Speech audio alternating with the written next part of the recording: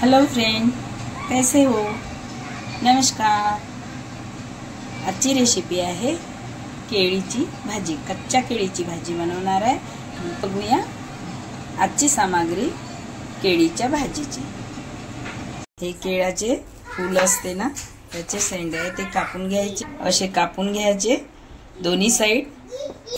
हे असे काढून घ्यायचे। हे बघा पूर्ण छिलके शिलून घ्यायचे। याचप्रमाणे हे सर्व असे शिलून घेणार। असे शिलणार पातळ पातळ असे कापून घ्यायचे।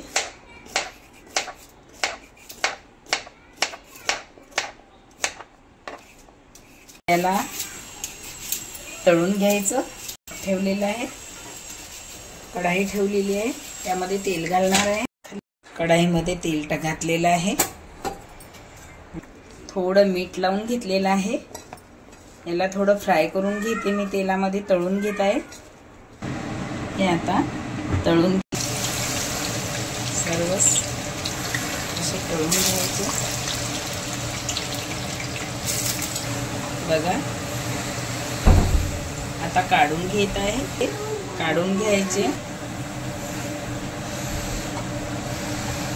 आता हे केळी आपण तळून घेतलेली आहे, याची भाजी बनवणार। त्याची सामग्री एक घेतलेला आहे, एक कांदा, 4 मिरच्या, कोथिंबीर ती बनवलेली आहे कांद्याची। यामध्ये तेल घालत आहे, जिरा घातलेला आहे। जिरा मस्त तडतडीत फुललेला आहे। लसूण जिरा अद्रकचा पेस्ट घालत आहे। बघा कांदा छान झालेला आहे। लसूण जिरा अद्रकचा पेस्ट छान झालेला आहे। यामध्ये पेस्ट केला होता, पिवरी बनवली होती ती घातलेली आहे। याला तेलामध्ये मस्त होऊ द्यायचं, मस्त तेलामध्ये याला होऊ द्यायचं। टमाटर घालत आहे, टमाटरला तेलामध्ये मस्त होऊ द्यायचं। लसूण जिरा पेस्ट थोडं ब्राऊन कलर आलेला आहे, टमाटर त्यामध्ये नरम होऊ द्यायचं। मिरचीचा पेस्ट 1 चम्मच घातलेला आहे, तर मस्त नरम झालेला आहे। यामध्ये मसाले घालूया। मिरची पावडर, काश्मीरी गरम मसाला थोडा, जिरा पावडर 1 चम्मच,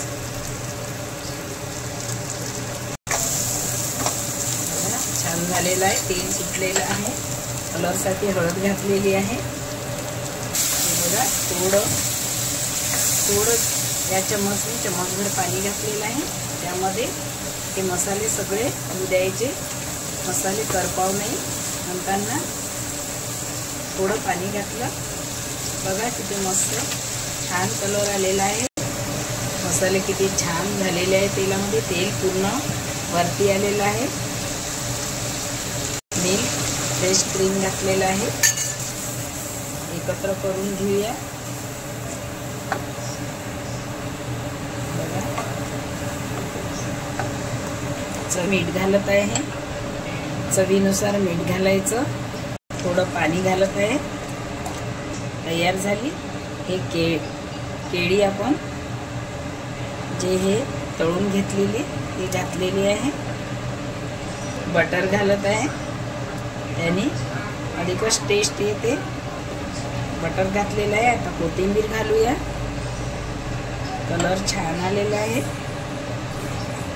भाजी खूप टेस्टी बनते, केळीची भाजी